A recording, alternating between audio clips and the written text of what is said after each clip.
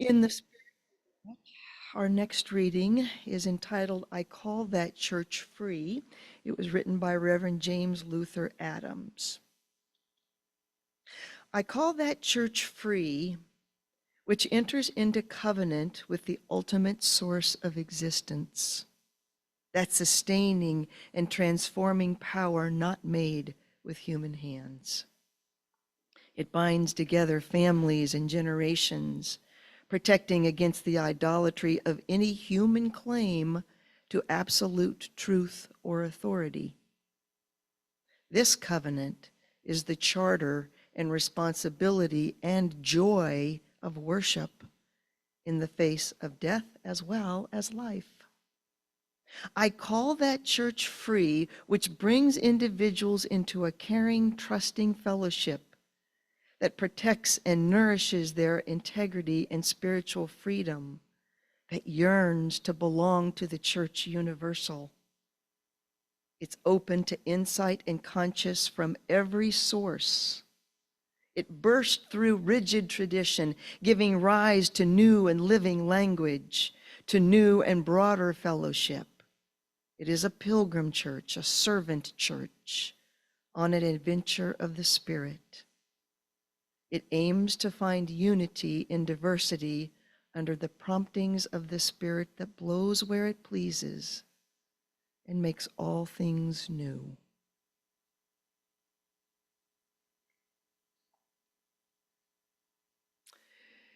In the front yard of our home, there's been a large tree. Many of you have seen it before. I don't know if you've ever noticed it. Beautiful with purple leaves. Come to find out, it's a Canadian cherry tree. Can't tell you how old, but probably decades old based on the size. The arborist told us it is not indigenous, not a natural fit to this area, and therefore is not optimal to be planted in these parts. He said it's not unhealthy yet, seemingly, but I promise you, within some years you'll be taking it down. It will not be a good use of your resources to try and retain it. A week ago, Charlie, our tree guy, made his first assessment of it, and at first glance said it would be okay, but then he looked more closely, and on a branch he found it filled with the dreaded fungus. The lack of fit for its environment after years and years of standing there as part of this home space had sadly come to its fruition. We knew the tree had to come down, and after years and years of its being there, it was gone in like 30 minutes. I went across the street to my neighbor's lawn and sat there for as long as I could stand watching the dismantling of this beautiful part of creation. And as I observed the process, again, I was struck by how quick the undoing is of something that had been so long, standing. And as I sat there watching this process, this part of our landscape, the landscape of our home coming to its end, it occurred to me how similar it is to our current affiliation discernment process. Whether to keep parts of the landscape of our NCC home that have been here since the beginning. Now, I don't know if there will be any such alterations made to our landscape, and I am certainly not insinuating that the lovely traditions that we have affiliated with are diseased. Oh my God, I am not. Nonetheless, there are some parallels. Long-standing affiliations planted at the time of our creation. And if you're not looking closely, they seem fine, been there forever. But aspects, maybe, of this tree of affiliations don't fit where or who we are as well as they could. Maybe the choice to retain some or all wouldn't be in our best interest, wouldn't be the best use of our resources. We don't know what the outcome of this discernment will be, but let us acknowledge that just the thought of letting go of some of these lovely branches is sobering. It's what we've known, and transitions are often not easy. And it makes things look different. I'm still adjusting to the new look in our home space. Now, concerns about things looking different for NCC is something that a couple of us here have commented on through this process of discernment. It happened to be in the context of considering Christian Unitarianism, and it was said, how would it look if we became Christian UUs? Well, it's a valid question. What would it say about us if we embraced that branch? Now, that's a what if question. There's also a what now question to be asking ourselves. What has been, what is, and what are we going to do about it now? And what I'm referring to is not so much whether to keep any or all of our current affiliations, but instead how engaged we have been with those that we have had. My understanding, having talked to many of you about this, is that there hasn't been much affiliating with our affiliations. Several people, current and past members, have in the last months said to me that it seems like through these years we've kind of liked floating in between the lines of these multiple denominations, not being really tethered to any of them. Betty tells me that early on, the United Church of Christ was very present to us, giving resources and supplying a lot of support to our fledgling congregation. But then the leadership and perhaps the congregation as a whole never really responded, and those efforts just faded away from the denomination. There have been 2 instances in our history where we definitely leaned in to our affiliations. One was when we needed an interim minister. The disciples sent Brian Burris. The other is when we needed someone of our denominations to give me standing, and the Presbyterians generously provided that. Both of these instances were times of need when we emerged out of the woodwork like a relative who only shows up when they need something. Now that might sound a little harsh. We laugh nervously. And it's not meant to be a criticism. It's just an observation. In a true relationship like we have, these kinds of authentic conversations can and must occur. My goal is to help guide us through self-reflection, to foster an authentic process replete with such observations as this. And then finally, hopefully, to assist us in arriving at a healthy and sustaining outcome from a robust and authentic process. So, here are some authentic, hold the mirror up questions for us. Do you think that we have been floating between the lines with our denominations through these years?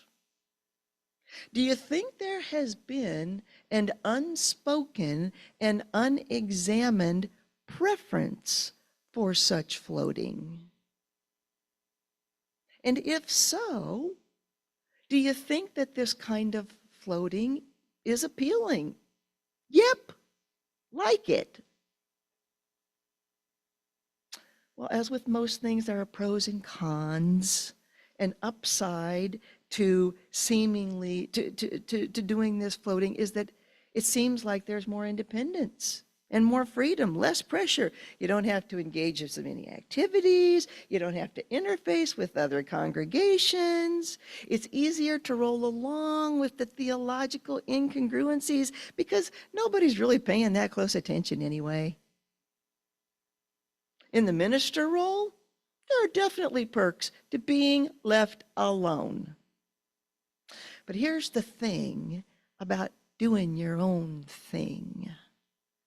I believe it renders us less grounded, with less identity and less belonging to something that is bigger than us. Our community becomes more insular as opposed to connected.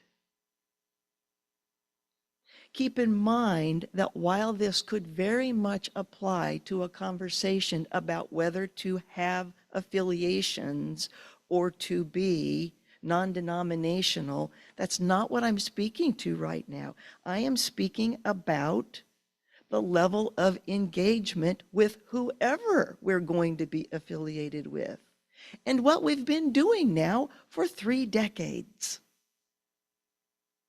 And while we might feel grounded in progressive Christianity, which in fact we are, progressive Christianity is not a denomination that can send you an interim minister or give standing to your new minister or do lots of other things. They're not a denomination. My imperative this morning isn't to take down any denomination, any branch that we have, or the entire tree of affiliations that we have. It isn't that. It's to encourage us to examine how we have approached these relationships to date, and to examine how do we want to proceed. There's a new chapter. We're in it. We are stepping from one to another. We all know that. We're looking for a new home. We're talking about new denominations.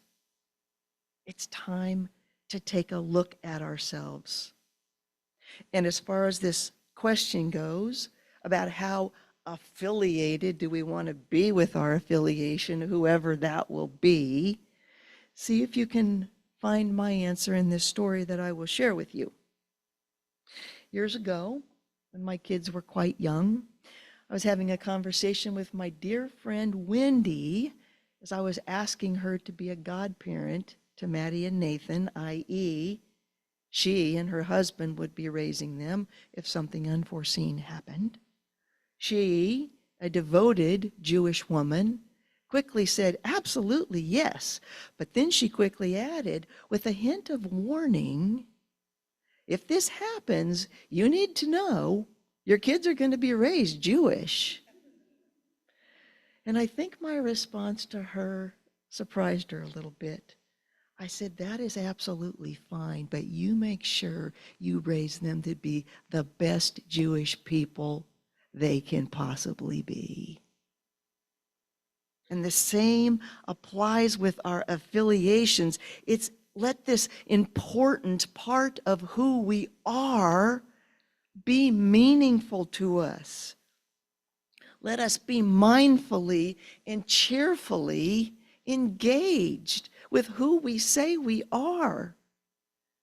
Betty, our birthday girl, the face of our history, has said time and time again to me, let us make these decisions not based on the happenstance of our history, but on who we are now and where we aspire to go. And I wholeheartedly agree. Which denomination or denominations that will be, let them be meaningful to us. Now you notice that I say denomination or denominations, plural. Part also of what we're discerning is how many to affiliate with. I do wonder if the aspect of multiple denominations has fostered our lack of engagement in any particular direction. I think it's like a college classroom. It's much easier to be invisible in a lecture hall with 200 students than it is to be in a classroom where there are 5 of you there. And my professor over here, Dr. Rudder, several, all the professors, right. Engagement, belonging, connection, accountability, being counted. All of these things are vastly different when it's more of a singular relationship than when there's a plethora. Another question, what does meaningful engagement look like if that's what's on the table here? Interfacing with fellow clergy, attending annual meetings and retreats, using their resources, gathering for like worship, joining in mission efforts, happily, and I can say that it hasn't been that happy in the short tenure I've been here, happily contributing to the per capita because we're contributing to something that means something to us. It's the opposite of the absent until in need relative that we're talking about here. Instead, it's knowing that we're contributing to a good parent and therefore strengthening a good family. I think it's harder to focus our gaze when we're looking in multiple directions. Now, maybe a deeper level of denominational engagement doesn't seem to offer as much independence. And maybe we savor our freedom. Fair enough. I like the words of Reverend Scott Taylor regarding this. He said, freedom is not about the absence of all constraints, but instead about being able to stay tethered to the things that have our heart. Being clear about what our core values are is a big part of this.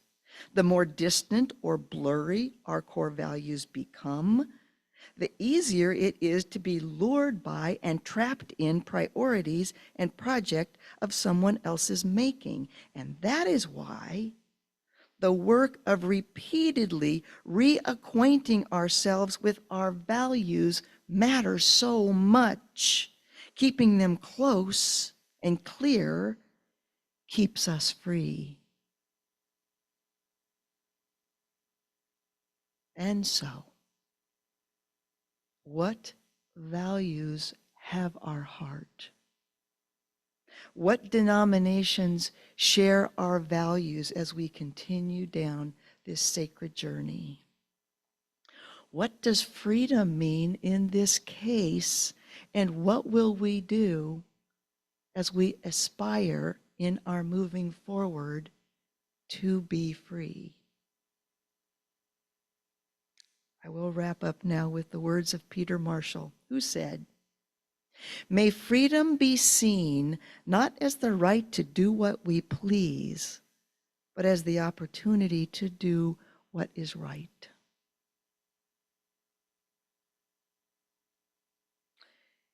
It's now time for our response, and I invite you toward 2 different directions. They're not exactly the same, but I so want survey questions from you that we can allot some time for that if that's on your mind. I've got my little clipboard ready. Do that. And also, and probably more important for this time and space, share your thoughts about what we've heard this morning regarding our engagement, our history, and what we want now. I'll hand the mic over to my friend Devin.